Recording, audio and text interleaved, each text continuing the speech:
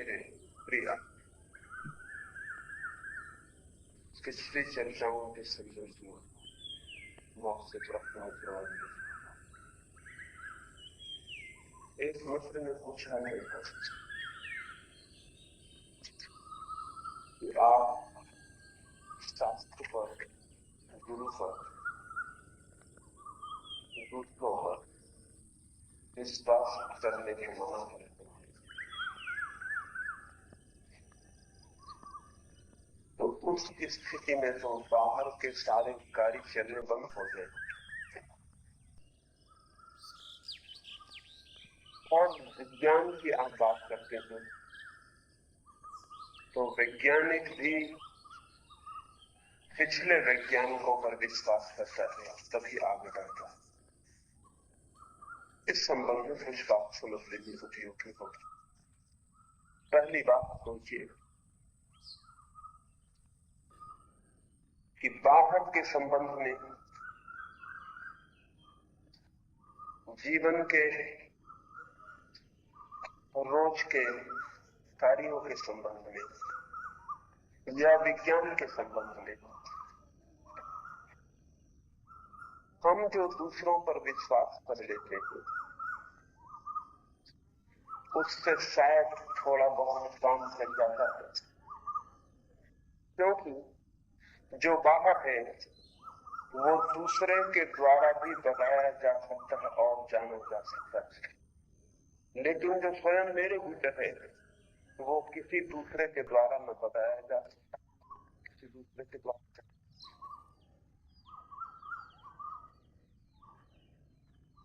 मेरे बाहर जो है वो आपके बाहर भी है, हम दोनों उसके बाहर खड़े होकर उसे देख सकते हैं, लेकिन जो मेरे भीतर है उसे मेरे अतिरिक्त और कोई भी नहीं देख सकता। इसलिए बाहर की चीजों के संबंध में हम दूसरों की सुनी हुई बातों पर भी काम चला देते हैं, लेकिन भीतर के संबंध में अगर दूसरों की सुनी हुई बातों पर काम चलाने की कोशिश की तो वो जो भीतर सोया हुआ है उसके जागने का कभी कोई मौका नहीं होता। विज्ञान बाहर भी खोजते और धर्म भीतर भी। इसलिए ये बहुत अजीब सी बात मालूम पड़ी कि विज्ञान शास्त्रों पर, परंपराओं पर निर्भर होता है, लेकिन धर्म शास्त्रों परंपराओं पर निर्भर नहीं होता। अगर न्यूटन पैदा न हो तो आइंस्टीन पैदा नहीं हो सकता। बीच की एक कड़ी अगर न हो तो आगे की कड़ी विज्ञान में नहीं आएगी। न्यूटन के कंधों पर खड़े हुए बिना आइंस्टीन के जन्म की कोई संभावना नहीं है, लेकिन अगर महावीर न हो तो बुद्ध के होने में कोई भी बाधा नहीं पड़ती, और बुद्ध और महावीर दोनों न हो तो भी रमन के या अरविंद के पैदा होने में कोई बात नहीं पड़ती। आध्यात्मिक जगत में हम किसी के कंधों पर खड़े नहीं होते, अपने ही पैरों पर खड़े होते हैं। आध्यात्मिक जीवन की कोई परंपरा नहीं है, कोई कड़ियां नहीं है। आध्यात्मिक जीवन अद्भुत अर्थों में वैयक्तिक जीवन है। वो जो अध्यात्म जिसे हम कहते हैं वो मूलतः उस दिशा में व्यक्ति परिपूर्ण रूप से स्वतंत्र है।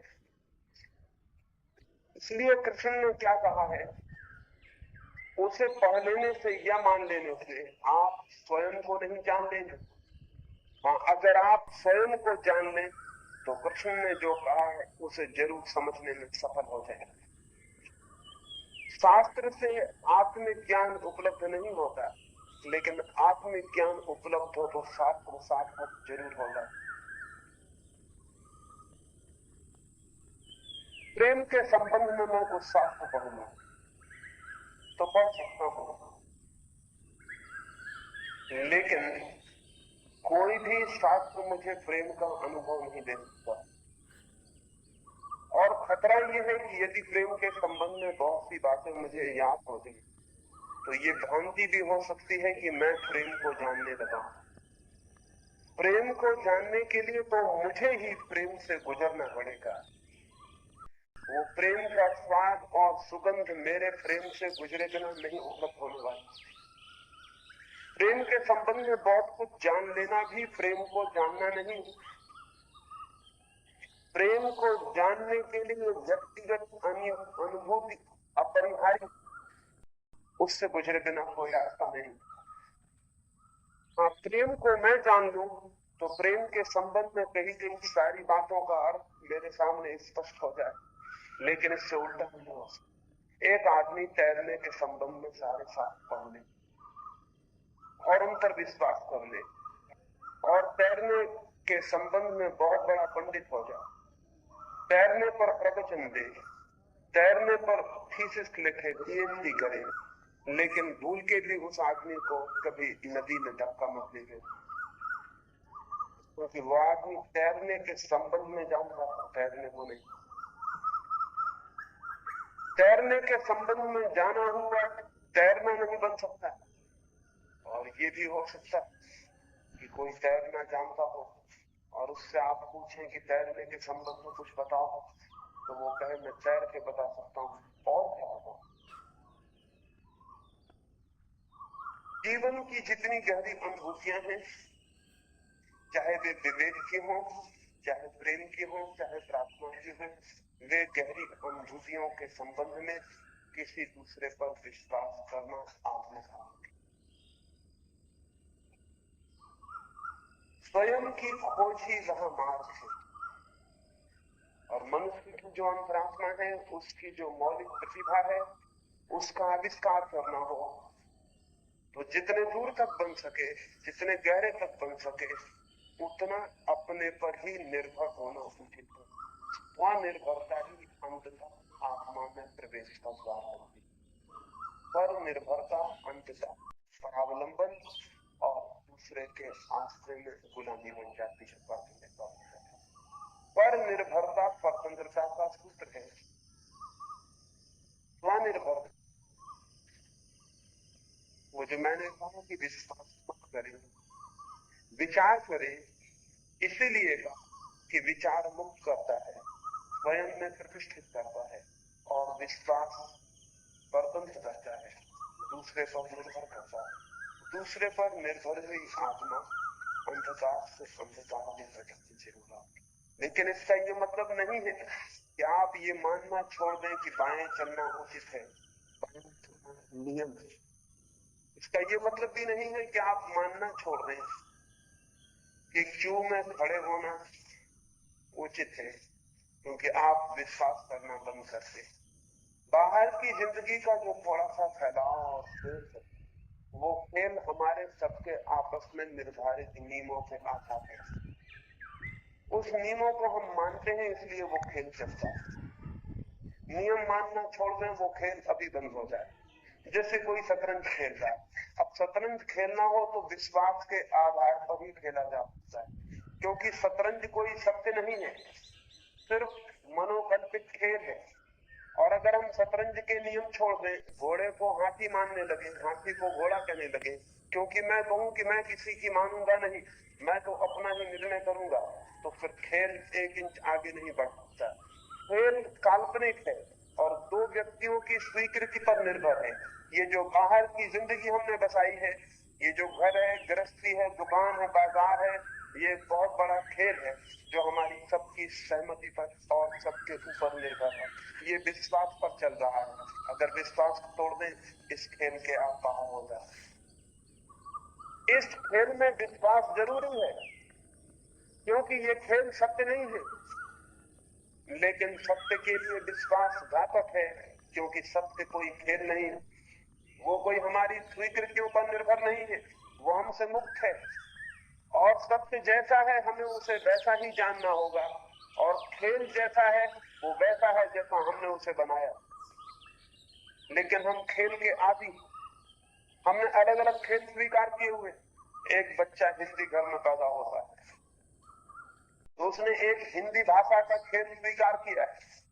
एक चीनी भाषा में पैदा हुआ बच्चा है, उसने का खेल स्वीकार किया है। एक अंग्रेजी भाषा में पैदा हुआ बच्चा है, उसने अंग्रेजी भाषा का खेल स्वीकार किया है।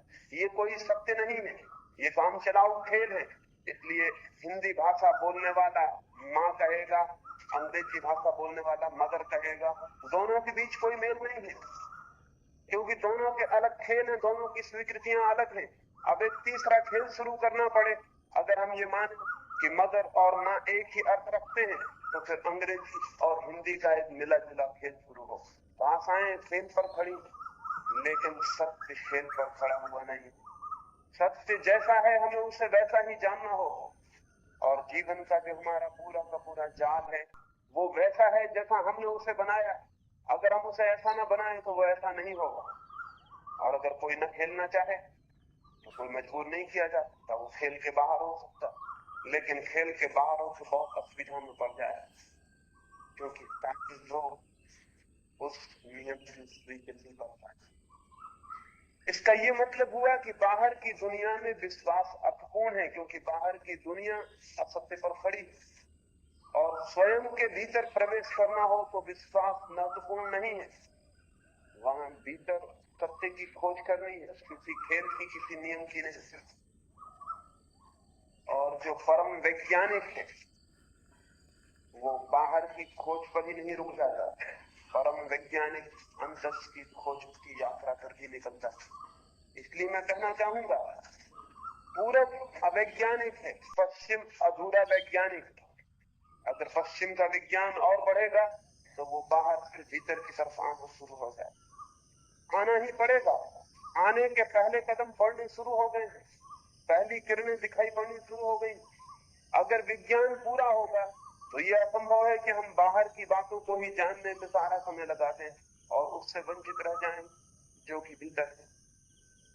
इसलिए मैं धर्म को परम विज्ञान कहता हूँ, सुप्रीम साइंस कहता हूँ। लेकिन जिस धर्म को हम माने हुए बैठे हैं वो परम अंधविश्वास है, परम विज्ञान नहीं, क्योंकि हमने उसका आधार विश्वास बना रखा है, हमने उसके आधारशिला विचार पर नहीं रखी। ये भी ध्यान रहे कि विश्वास के कारण ही दुनिया में इतने धर्म हैं। अगर विचार होगा इतने धर्म नहीं हो, एक ही धर्म हो। सत्य तो एक ही होता है, विज्ञान एक है, चाहे वो विज्ञान रूस में पैदा हो, चाहे अमेरिका में, और चाहे चीन में, और चाहे भारत में, उसके नियम एक है। हिंदू का विज्ञान अलग और मुसलमान का विज्ञान अलग, और पूंजीवादी का विज्ञान अलग और साम्यवादी का विज्ञान अलग, ऐसा नहीं हो सकता। सत्य एक है, लेकिन धर्म 300 है जमीन पर। थोड़ा सोचना जरूरी है कि ये धर्म सत्य की बात कर रहे हैं या सत्य के संबंध में मनोकल्पित विश्वासों की बात कर रहे हैं। दुनिया में 300 धर्म है, उसका मतलब 300 विश्वास की प्रक्रियाएं हैं। अगर विचार की प्रक्रिया होगी तो एक ही धर्म होगा, जैसे एक ही विज्ञान। और अगर विचार अपनी अंतिम परिणति पर पहुंचेगा तो विज्ञान और धर्म एक हो जाएंगे। विज्ञान होगा बाहर का धर्म और धर्म होगा भीतर का विज्ञान। वैज्ञानिक प्रक्रिया अगर विचार से चलेगी तो सूत्र तो वही है, चाहे बाहर के सत्य की खोज करनी हो, चाहे भीतर के सत्य की खोज करनी हो। लेकिन आज जो इतने धर्मों का जाल दिखाई पड़ता है वो जाल धर्मों का नहीं है, विश्वासों का। और सब विश्वास अंधे होते, किसी विश्वास के पास आंख नहीं होती। आंख तो विचार से, और जिस विश्वास के पास आंख हो जानना कि वो विश्वास नहीं है, विचार। और जिस विचार के पास भी आंख न हो जानना कि वो धोखा है विचार का, वो विश्वास। आंख पहचान है। आप जो भी मानते हैं, मैं जो भी मानता हूं, वो मेरे किसी अनुभव पर खड़ा होता है या किसी दूसरे के अनुभव पर खड़ा। दूसरे के अनुभव पर खड़ा है तो मैं तो अज्ञानी हूं, और अज्ञान में अंधे की तरह उसे माने चला जा रहा हूं।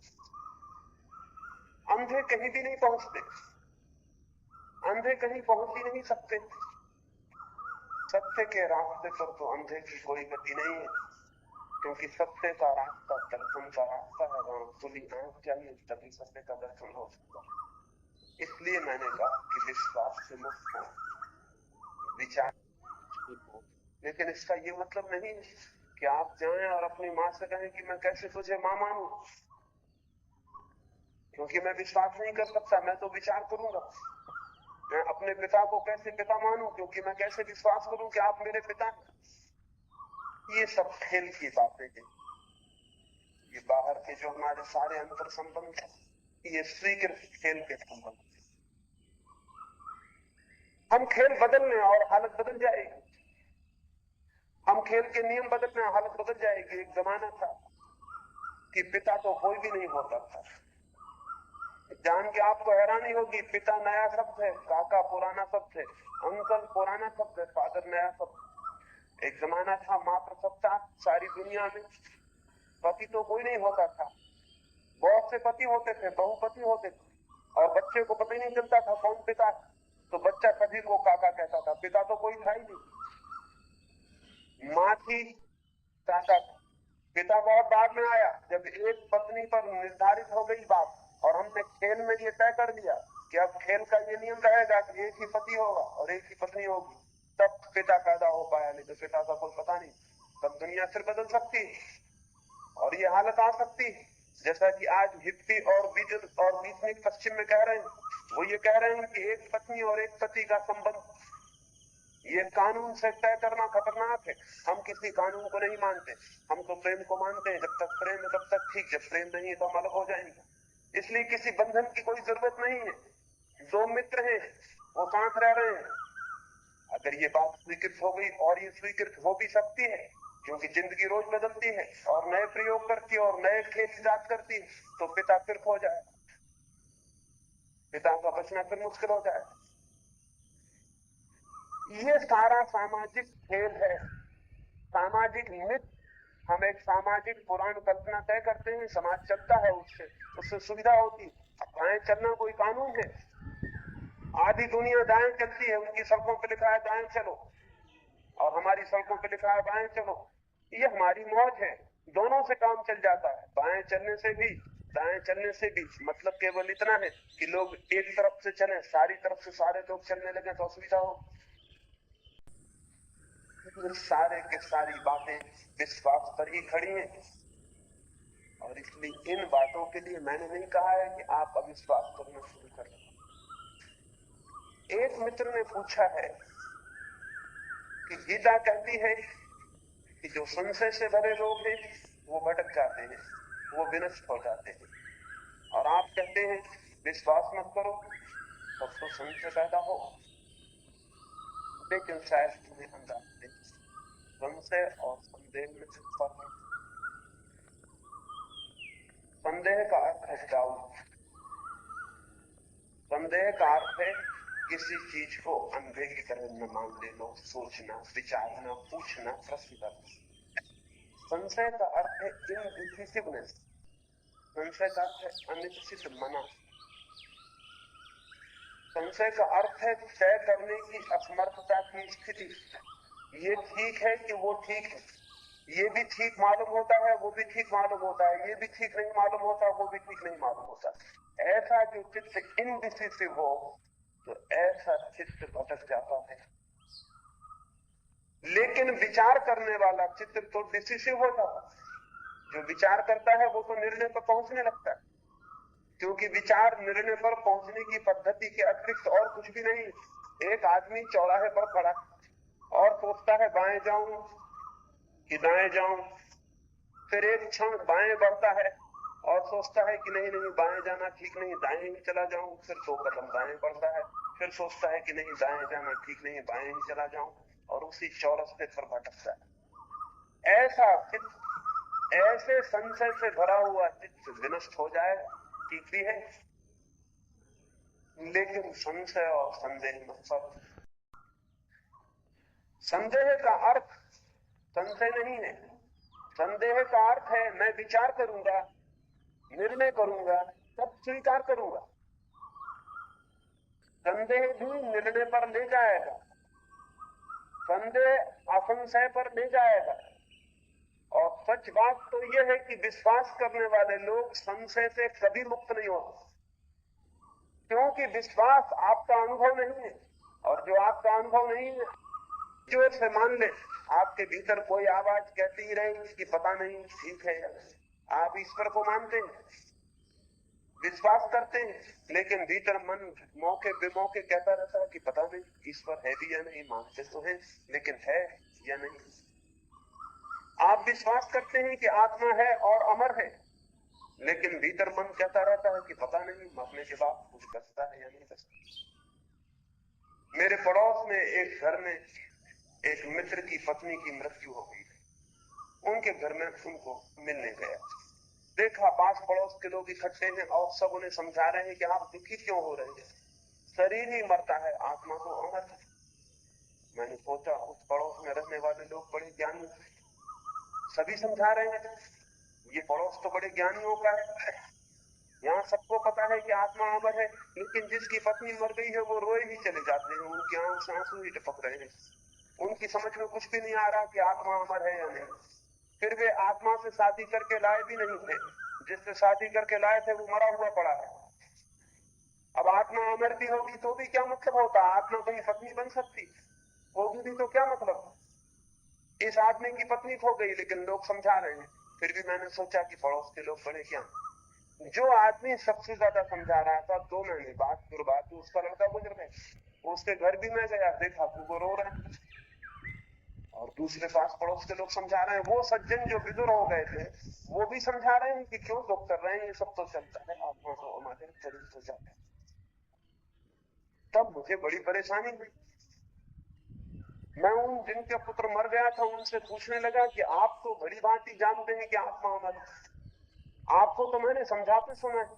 वो कहने लगे वो सब समझाने की बातें हैं, दूसरों के समझाने के काम पड़ जाती, जब अपने को मुसीबत आती तो बड़ा संशय होने लगता। विश्वासी कभी भी संशय के बाहर नहीं होता, इसलिए गीता कहती है कि संशयात्मा विनश्यति, और मैं कहता हूं कि जो भी विश्वास करते हैं वो भी सब विनष्ट हो जाते हैं, क्योंकि विश्वास के भीतर संशय हमेशा मौजूद होता है। असल विश्वास हम करते ही उन चीजों पर है जिन पर हमें संशय है, जिन पर हमें संशय नहीं है उन पर हम विश्वास करते ही नहीं, उन्हें हम जानते हैं। आप सूरज के होने पर विश्वास करते हैं नहीं, आप कहेंगे विश्वास की जरूरत नहीं, सूरज है, हम जानते हैं।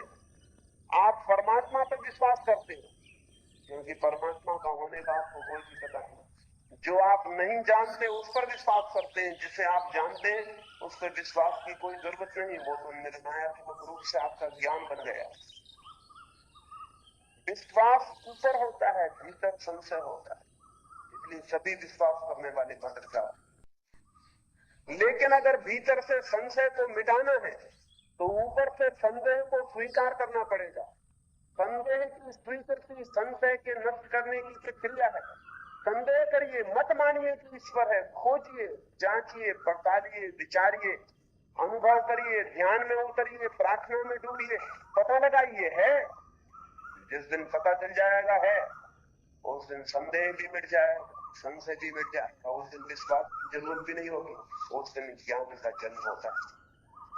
ज्ञान जहां जन्मता है वहीं संशय नष्ट होता है, और ज्ञान वहां जन्मता है जहां संदेह से यात्रा शुरू होगी। ज्ञान वहां नहीं जन्मता जहां विश्वास से यात्रा शुरू होगी। विश्वासी हमेशा अज्ञान में ही जीता और मरता। ये बात उल्टी मालूम पड़ेगी। आमतौर से हम सोचते हैं कि विश्वासी धार्मिक है, और मैं आपसे कहना चाहता हूं विश्वासी धार्मिक नहीं है। विश्वासी पूरी तरह अधार्मिक है, लेकिन अपने अधर्म से डर के विश्वास की खोज ओढ़े हुए। भीतर अधर्म है, भीतर अविश्वास है, भीतर सब संदेह है, और ऊपर से वो अपने विश्वास को पकड़े हुए और डरा हुआ है भीतर, इसलिए जोर से पकड़े हुए। जब कोई आदमी कहता है मैं दृढ़ विश्वास करता हूं, तब तो सब समझ लेना आप कि भीतर बहुत घबराया हुआ है, इसलिए दृढ़ विश्वास करना पड़ रहा है। दृढ़ विश्वास किसके खिलाफ? अपने ही खिलाफ। वो अपने भीतर प्राण कप रहे हैं, डर लग रहा, संदेह मालूम हो रहा, उसको दबा और कह रहा है कि मैं पक्का विश्वासी हूं, मैं कभी संदेह नहीं करूंगा। संदेह भीतर मौजूद रहेगा। जीवन अनंत जीवन भी कोई आदमी विश्वास करे तो संदेह से मुक्त नहीं हो सकता। संदेह ही करे, और इतना संदेह करे कि सत्य की खोज पर बढ़ता चला जाए, पूछता चला जाए, तो एक दिन वहां पहुंच जाएगा जहां उद्घाटन होता है सत्य का। संदेह गिर जाएंगे अपने आप, जैसे दिए के जलने पर अंधेरा चला जाता, ऐसे ही सत्य के उद्घाटन पर संदेह विलीन हो जाते, लेकिन वे सत्य के उद्घाटन पर ही विलीन होते हैं, उसके पहले नहीं। और उसके पहले जो उन्हें विलीन करने की कोशिश करता है केवल दबा देता है, विलीन नहीं कर पाता है, भीतर में बैठे रहते हैं। सब आस्तिकों के भीतर नास्तिक मौजूद है, सब आस्तिकों के भीतर नास्तिक मौजूद है। उस आदमी के भीतर पर नास्तिक नहीं है जिसने विश्वास नहीं किया, जिसने सोच की और जिसने पा लिया, लेकिन वो अपने को आस्तिक भी नहीं कहेगा, क्योंकि आस्तिक तो वो अपने को कहता है जो विश्वास करता है। जो जान लेता है वो कहेगा ना मैं नास्तिक हूं, ना मैं आस्तिक हूं, मैंने जान लिया। श्री अरविंद से किसी ने पूछा, एक जर्मन यात्री आया और उनसे पूछने लगा, आप विश्वास करते हैं ईश्वर में? श्री अरविंद ने कहा कि नहीं, बिल्कुल नहीं। वो आदमी तो बहुत हैरान हुआ, वो तो ये सोच के आया था कि परम आस्तिक के पास जा रहा है जो विश्वास करता होगा। जब अरविंद ने कहा नहीं, बिल्कुल नहीं, तो उसने कहा हैरानी, आप विश्वास नहीं करते, आप अविश्वास करते हैं? अरविंद ने कहा नहीं, अविश्वास भी नहीं करता। तो उसने कहा फिर आप क्या करते हैं? अरविंद ने कहा I do not believe, I do not believe, I know, मैं विश्वास करता। ये जानना न यहाँ विश्वास है न यहाँ विश्वास, इस जानने का ही अर्थ है। और इस जानने की दिशा में जाना हो तो विश्वास की गलत दिशा नहीं पकड़नी चाहिए, विचार की सम्यक दिशा ही पकड़नी चाहिए। एक मित्र ने पूछा है कि आप ये बातें समझा रहे हैं तो हम आप पे विश्वास कर लेंगे, तो फिर वही बात हो जाएगी। मैं नहीं कहता कि मुझ पे आप विश्वास करें, मैं कैसे कहूंगा कि मुझ पे विश्वास करें? मैं कहूंगा जो मैं कह रहा हूं उसको समझो, खोजो। अगर कहीं उसमें कोई सत्य कभी मिल जाए तो विश्वास करने की कोई जरूरत नहीं पड़ेगी, आप जान लेंगे। और अगर सत्य न मिले तो विश्वास करने की कोई जरूरत ही नहीं, आप उसे फेंक देंगे। मैं जो कह रहा हूं उस पर विश्वास करने की कोई भी जरूरत नहीं है, उस पर भी पूरी तरह संदेह और खोज करने की जरूरत है। मैं ऐसी उन व्यक्तियों में से नहीं हूं जो आपसे एक गुरु छीन लें और उसकी जगह खुद गुरु बन जाऊं, एक शास्त्र छीन लें और मैं आपका शास्त्र बन जाऊं, एक विश्वास छीन लें और मैं आपका विश्वास बन जाऊं। मैं आपसे विश्वास मात्र छीनना चाहता हूं, उसमें मेरी बात पर विश्वास करने का कोई भी सवाल नहीं। सोचना भी मत, मन हो अगर कि हाँ इनकी बात पर विश्वास कर लिया जाए तो समझना कि ये गलत। मन तो बहुत जल्दी कोशिश करता है किसी पे विश्वास कर लो। मेरे पास ही लोग आ जाते हैं, वो मेरा ही पैर पकड़ लेते हैं, वो कहते हैं हम तो आपको ही गुरु बनाएंगे। मैं उनको कहता हूं तुम पागल हो गए हो। मैं दिन रात समझा रहा हूं कि कोई गुरु नहीं है सिवाय तुम अपने गुरु के, और कोई गुरु नहीं है। वो तुम्हारा गुरु तुम्हारे भीतर है, तुम मेरे पीछे क्यों पड़ रहे हो? वो कहते हैं नहीं हम मानेंगे नहीं, आप कितना ही इनकार करिए, हम तो आपको गुरु सुने। ऐसा अंधापन है, इतना पागलपन है, लेकिन गुरुओं ने सिखाया सालों सालों। उस सिखावन का इतना जहर भीतर पहुंच गया है कि अगर कोई गुरुओं के खिलाफ भी बोल रहा हो, गुरुडम के खिलाफ बोल रहा हो, तो लगता है चलो इसी आदमी को गुरु बना। और ऐसा ही होता रहा। बुद्ध ने लोगों को समझाया कि मूर्ति पूजा व्यर्थ है। आज बुद्ध की जमीन पर जितनी मूर्तियां हैं उतनी किसी दूसरे आदमी की नहीं। छाती रोने लगी। इन नासमझों को मैंने समझाया था मूर्ति व्यर्थ है, और मेरी ही मूर्तियां सबसे ज्यादा। चीन में एक मंदिर है जिसमें 10,000 मूर्तियों का मंदिर, 10,000 बुद्ध की मूर्तियां एक मंदिर, बड़े बड़े पहाड़ खोद डाले, न मालूम कितने मंदिर बना रखे हैं, सारी जमीन भर दी है बुद्ध की मूर्तियों से। बुद्ध की मूर्तियां सबसे ज्यादा। ये जान के आपको हैरानी होगी कि उर्दू में बुद्ध शब्द है मूर्ति के लिए, वो बुद्ध का अपभ्रंश। बुद्ध की इतनी मूर्तियां बनी कि बुद्ध यानी मूर्ति हो गया। उर्दू में वो बुद्ध कहते हैं, वो बुद्ध का ही रूप है। बुद्ध यानी मूर्ति।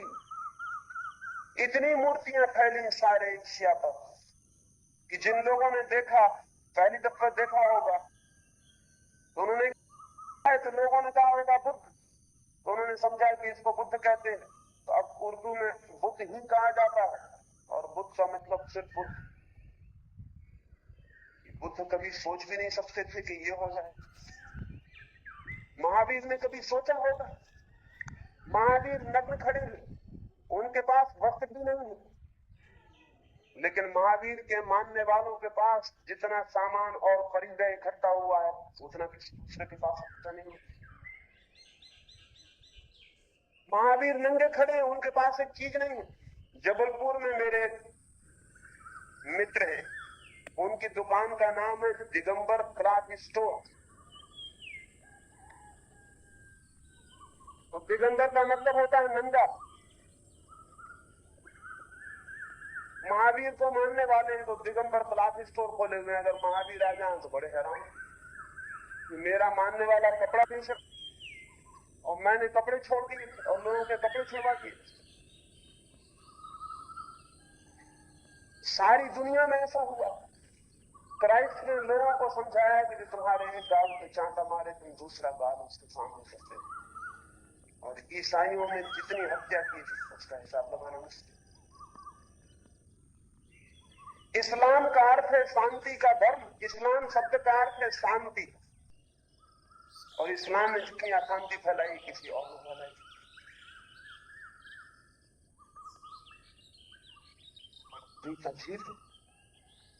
जो बात समझाई जाए उससे उल्टा भी उसका मन समझने की तैयारी करता। असल में हम जो समझना चाहते हैं वही समझ लेते हैं जो समझाए। मैं जो समझा रहा हूं वो आप कम समझ रहे हैं, आप जो समझना चाहते हैं वही समझ लेंगे और मेरे ऊपर थोपेंगे कि मैंने ऐसा कहा और हम उनको मानते हैं।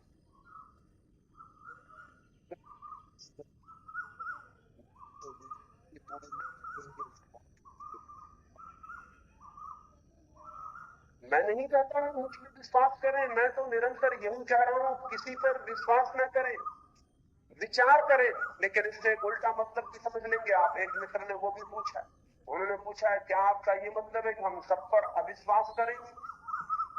मेरा ये मतलब नहीं। जब मैं कहता हूं किसी पर विश्वास न करें तो मैं ये नहीं कह रहा हूं कि सब पर अविश्वास करें। अविश्वास भी एक प्रकार का विश्वास है। अविश्वास उल्टा विश्वास है, नकारात्मक विश्वास, नेगेटिव बिलीफ। एक आदमी कहता है मैं ईश्वर पे विश्वास करता हूं, ये भी विश्वास। एक दूसरा आदमी कहता है मैं ईश्वर पर अविश्वास करता हूं, ये भी विश्वास। न पहले वाला आदमी खोज पर गया है जानने की ईश्वर है या नहीं, न दूसरा आदमी खोज पर गया है कि ईश्वर है। एक ने बिना जाने मान लिया है कि है, एक ने बिना जाने मान लिया है कि नहीं है। दोनों विश्वास, दोनों अंधे। आस्तिक भी अंधा है और नास्तिक भी अंधा। इसलिए आस्तिक नास्तिक हो जाए कोई फर्क नहीं पड़ता, अंधापन जारी रहता है। नास्तिक आस्तिक हो जाए कोई फर्क नहीं पड़ता, अंधापन जारी रहता है। मैंने सुना है एक गांव में दो आदमी थे, दो पंडित थे, एक आस्तिक और एक नास्तिक, और उन दोनों की वजह से गांव बहुत परेशान था। गांव इसलिए परेशान था कि आस्तिक समझाता था आस्तिक तक सच है, ईश्वर सच। उसकी बातें भी सुन के लगता था कि ठीक कहता, और फिर नास्तिक समझाता था कि सब झूठ है, सब बकवास है, न कोई ईश्वर है न कोई आत्मा है, बस ये शरीर सब कुछ है, खाना पीना सब कुछ है।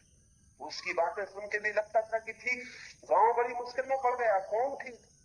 आखिर गांव के लोग घबरा गए उन दोनों का विवाद चर्चा सुन के। फिर गांव के लोगों ने कहा ऐसा करें, आ रही है पूर्णिमा की रात्रि, आप दोनों विवाद करें और दोनों में जो जीत जाए हम सारे गांव के लोग उसी के साथ हो जाएंगे। हम ज्यादा झंझट नहीं चाहते, हमें अपना काम करने दो। हम दुकान पे बैठे तुम आके हमारा सिर खाते हो कि ईश्वर है कि ईश्वर नहीं है। हम अपना काम कर रहे हैं, हम अपना काम करने दो, तुम दोनों लड़ना, जो जीत जाए हम उसी को मान लेंगे। उस पूर्णिमा की रात उस गांव में विवाद हुआ और आस्तिक ने गहरी से गहरी दलीलें दी ईश्वर के होने के लिए और ईश्वर के न होने को खंडन किया, और नास्तिक ने समझाया कि ईश्वर नहीं है और ईश्वर के न होने को प्रमाणित किया। दोनों की दलीलें अद्भुत थी, दोनों के तर्क अद्भुत थे। दोनों ऐसा लगा कि कौन जीतेगा, दोनों जीतते हुए मालूम पड़े। और मजा यह है कि दोनों जीत गए। सुबह होते होते आस्तिक नास्तिक हो गया, नास्तिक आस्तिक हो गया, और गांव की मुसीबत बरकरार रही। वो गांव फिर झंझट में पड़ा रहा। क्या फर्क पड़ता? एक आस्तिक चल रहा गांव में, एक नास्तिक चल रहा, और फिर दूसरे दिन से सुबह से उन्होंने समझाना शुरू कर दिया कि ईश्वर नहीं, ईश्वर है। मैं अविश्वास करने को नहीं कह रहा हूं, मैं कह रहा हूं विचार करने को।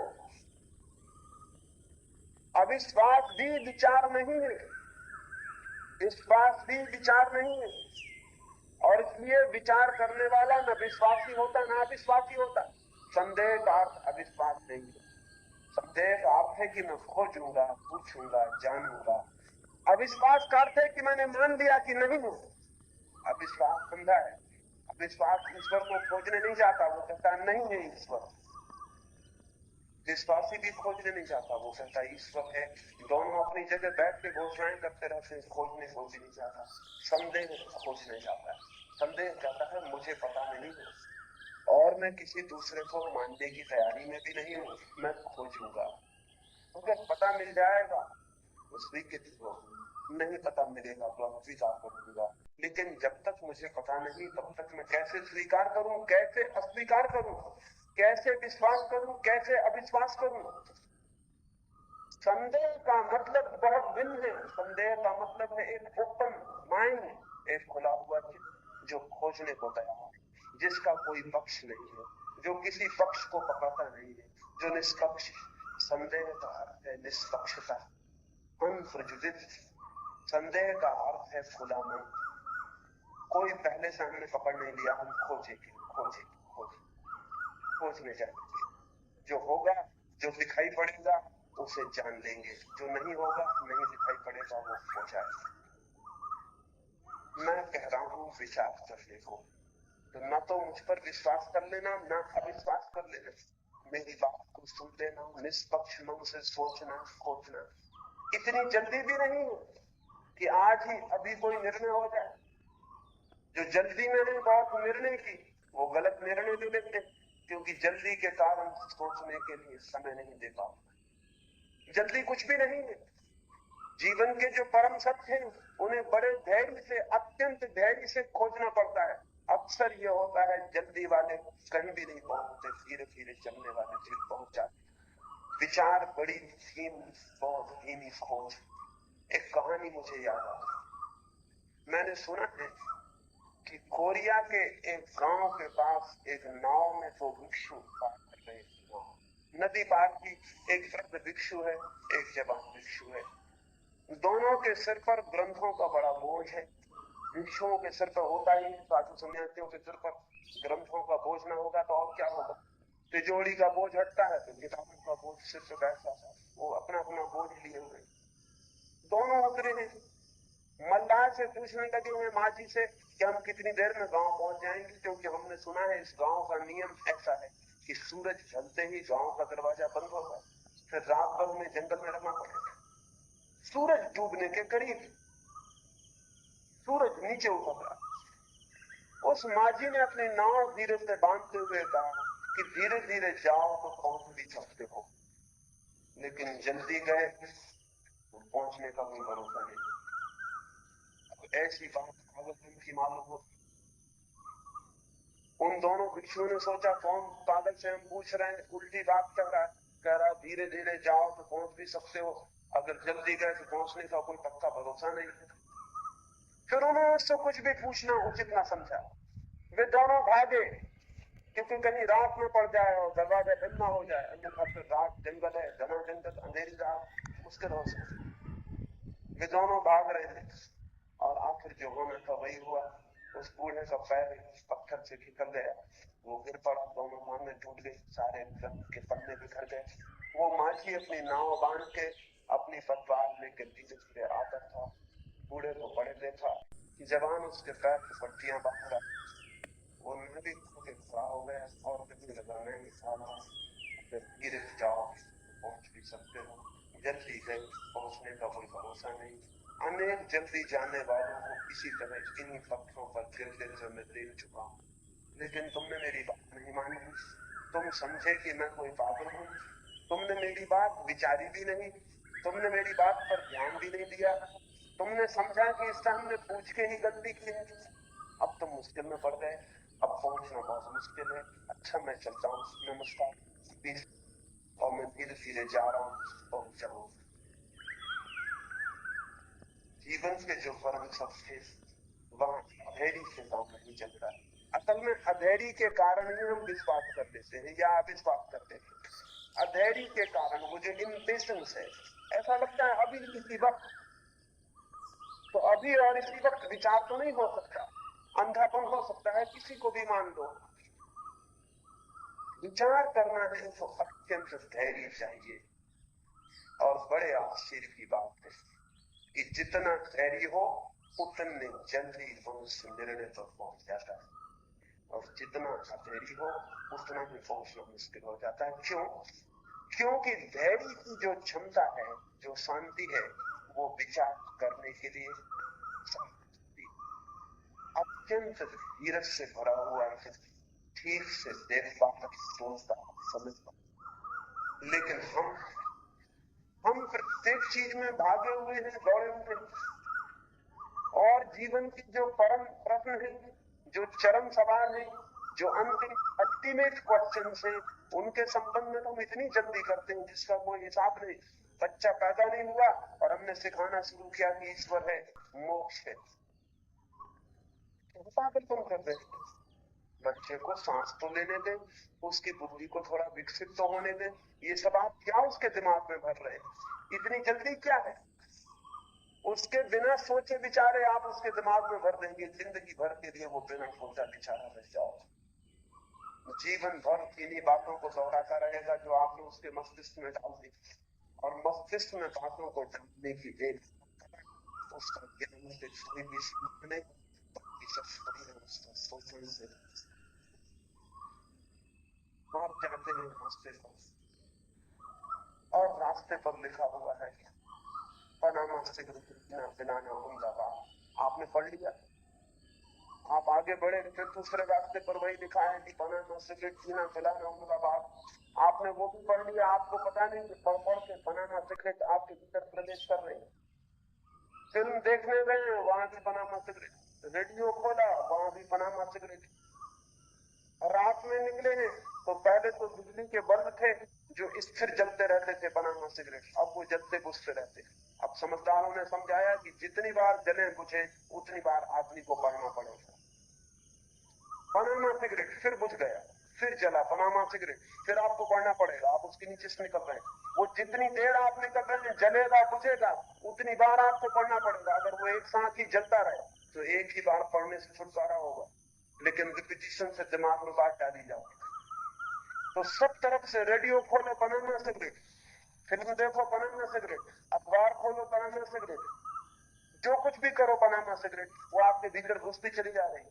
आपको कोई समझा नहीं रहा, सिर्फ आपको पर्सुएट किया जा रहा है, आपको फुसलाया जा रहा है कि पनामा सिगरेट अच्छी सिगरेट।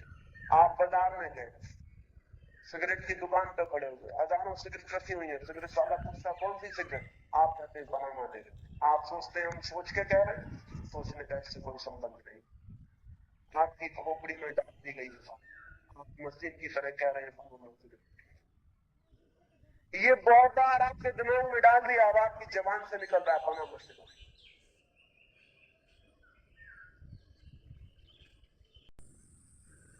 ये पनामा सिगरेट जिस तरह निकल रही है उसी तरह और चीजें भी निकल रही है, ईश्वर भी, आत्मा भी, मोक्ष, जैन धर्म भी, हिंदू धर्म भी, मुसलमान धर्म।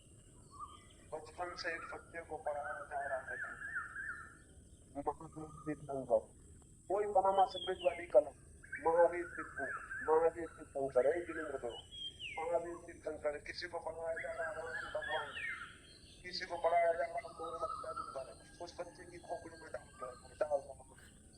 जवान होते होते उससे पूछो मोहम्मद कौन है, वो कहेगा ठीक है मोहम्मद, हजरत मोहम्मद।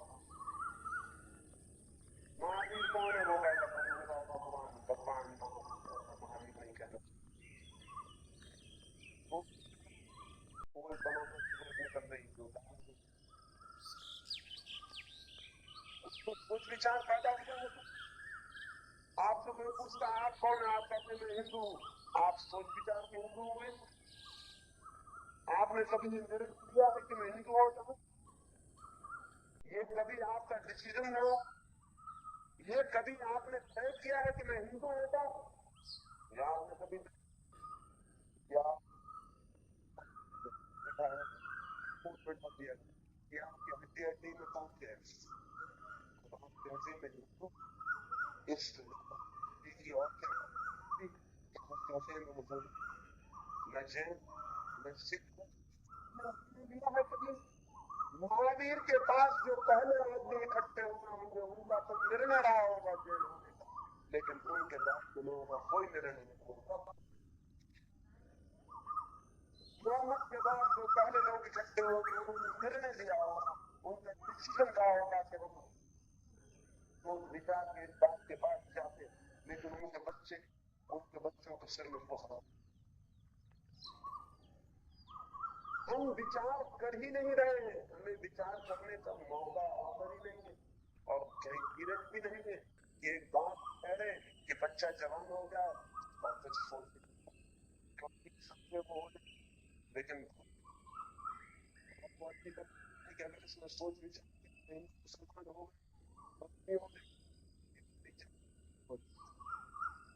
हिंदू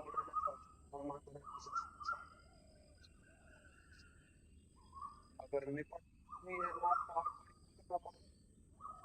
जब आप एक धर्मशाला में जाए और वो पूछे कि आप कौन है, जैन है, हिंदू है, और आप कहने से बात हो कहेंगे धर्मशाला जैन कोई आदमियों की धर्मशाला में जाएगी और आदमियों की वो धर्मशाला में तो धर्मशाला में लिखा हो कि यहाँ आदमी ठहर सकते, धर्मशाला आप मंदिर में जाइए वो पूछे ब्राह्मणों की सूत्रों, और आपको मैं सिर्फ आदमी वो आदमियों का मंदिर की धर्मशाला में, और आदमी होना हमारी असलियत है, और जो असलियत नहीं है वो हमें सिखाया गया, और जो हमें सिखाया गया वही हम उगल रहे हैं। फिर कैसे हम विचारपूर्ण हो सकेंगे? विचारपूर्ण आदमी ये देखता कि मैं सिखाती बातों नहीं दोहराता हूं, मैं जबरदस्ती प्रचारित प्रोपोगेटेड बातों को नहीं दोहरा रहा हूं, मेरे मस्तिष्क में कहीं जो सिखा दिया गया, डाल दिया गया, वही तो नहीं कहीं चला जा रहा, और तब उसे स्पष्ट दिखाई पड़ेगा कि अधिकतम बातें जो शिक्षा अंशों की तरह चौड़ा है, ऐसी बातों को दोहराने से कभी भी। इसलिए मैं इस बात से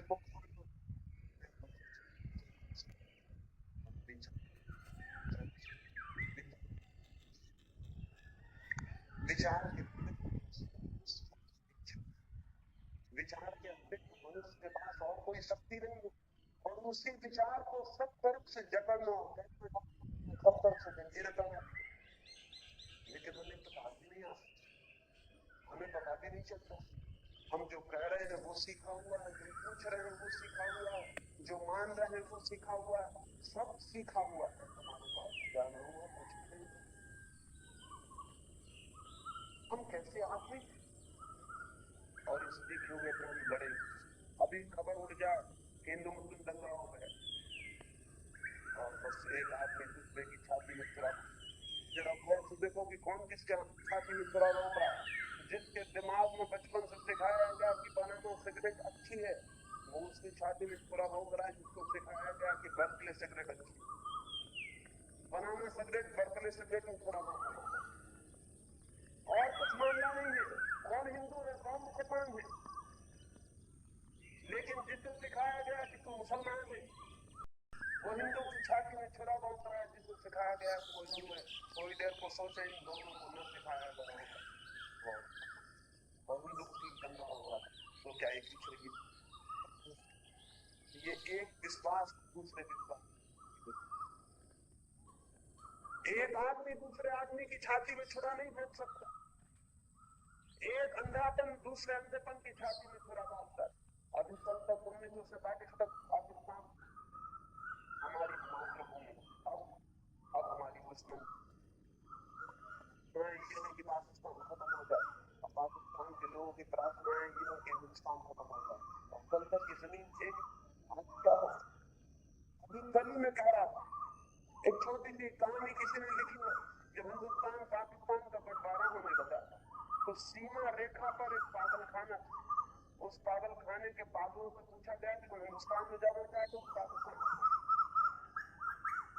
पागलों ने कहा हम नहीं रहना चाहते, हमसे कम पागल रहेंगे। वो पागल बोले हमें कहीं जाना नहीं, हम क्यों जाए हिंदुस्तान में, क्यों जाए, हम तो यही रहना चाहते हैं जहाँ रहते हैं। लेकिन अधिकारियों ने कहा नहीं, ऐसा नहीं चलेगा, अब तो जाना ही पड़ेगा। कहाँ जाना है तुम्हें? पागलों ने कहा हम जहाँ रहते आए हम मौजूद हैं, अभी कहीं भी नहीं जाना। लेकिन जब पूरा मुल्क 40 करोड़ पागल हो गया तो पागलों की कौन सुने? अधिकारियों ने कहा कि नहीं, जाना पड़ेगा। तुम तय करो कि तुम्हारा पागल खाना कहाँ रहेगा, हिंदुस्तान में, पाकिस्तान। पागल कुछ भी तय न कर पाए, क्योंकि पागल आपस में बहुत सोचे उन्होंने कहा ये मामला क्या है, तुम जहाँ रहते हैं वहीं ठीक है, हमें कहीं जाने की जरूरत क्या है। फिर पागलों को क्या पता कि कौन हिंदू है कौन मुसलमान है, अगर उनमें बुद्धि होती तुमको पता हो। बुद्धिमान पागलों से भी ज्यादा। वो पागल सोचने लगे कौन हिंदू है कौन मुसलमान, ये मामला क्या है। पागलों को पता नहीं, एक हिंदू है एक मुसलमान, पागल सिर्फ पागल। उनसे बहुत कहा गया कि तुमने जो मुसलमान है वो पाकिस्तान चले जाएं, तुमने जो हिंदू है वो हिंदुस्तान चले जाएं। उन्होंने कहा कौन हिंदू है कौन मुसलमान हमें कुछ पता नहीं। आखिर यही निर्णय हुआ कि पागल खाने में बीच में रेखा खींच दी जाए, आधा आधा पागलों को बताओ क्यों जाना पड़ेगा। यही तो रास्ता है, फिर और कोई रास्ता नहीं। अगर पागल लड़ने लगे तो फिर रास्ता एक है, बीच से रेखा खींच दो, पागलों को बांट दो, आधे आधे पागल बढ़ जाए, आधे आधा पागल खाना बांट दिया गया, आधा पागल खाना पाकिस्तान हो गया, आधा पागल खाना हिंदुस्तान हो गया। लेकिन वो पागल सीमा रेखा पर खड़े होकर बात करने लगे एक दूसरे से कि बड़ी अद्भुत बात है, हम पाकिस्तान में आ गए, तुम हिंदुस्तान में चले जाओ, कोई कहीं नहीं गया, सब वहीं के वहीं। और ये हो कैसे गए मिरेकल, ये चमत्कार हो कैसे गए कि हमको समझा जाता है कि हम पाकिस्तान में चले गए, तुम हिंदुस्तान में चले गए, और जहां के कहाँ है मकान भी हमारा वही, हम भी वही। उन पागलों को क्या पता कि आदमी बहुत पागल है, पागल खानों से बाहर भी पागल है, बहुत खतरनाक पागल। और उन अब पाकिस्तान अफगानिस्तान पाकिस्तान की छाती में छुरा होता है, पाकिस्तान हिंदुस्तान की छाती में छुरा होता है। और कोई पूछे कि जमीन बची हुई है कभी, हमें सिखाया जा रहा है वही सीख रहे। आदमी जब तक विश्वास करता रहेगा दुनिया से युद्ध बंद नहीं होंगे। आदमी जब तक विश्वास करता रहेगा तब तक दुनिया से हिंसा बंद नहीं होगी। आदमी विचार करेगा तो पाकिस्तान किसी वक्त मिट जाएगा, हिंदुस्तान मिट जाएगा। क्यों मिट जाएगा? क्योंकि विचार किसी सीमाओं को नहीं मानेगा, विचार सबसे को देखेगा। हिंदू मिट जाए, मुसलमान मिट जाए, इस्लाम चला जाएगा, जैन चला जाएगा, बौद्ध चला जाएगा, धर्म चला जाएगा, क्योंकि विचार वही कैसा अगर एक विचार होंगे, धर्म होंगे, न जातियां होंगी, न ब्राह्मण होंगे, शूद्र होंगे, ये सब मनुष्य की न्यूरोटिक मनुष्य होने के लक्ष्य। लेकिन बड़े बुद्धिमान भी इन्हीं बातों की ताकीद किए चले जाते हैं कि फला आदमी शूद्र है, फला आदमी ब्राह्मण। इसलिए मैं कहता हूँ विश्वास से मुक्त होने चाहिए कि मनुष्यता का एक अच्छे जगत का निर्माण होगा। इसलिए विश्वास से मुक्ति को मैंने जीवन क्रांति का दूसरा कहा। कुछ और प्रश्न रह गए जिन तक की बात नहीं हो सकती, वो सभी प्रश्न महत्वपूर्ण है, लेकिन समय की सीमा है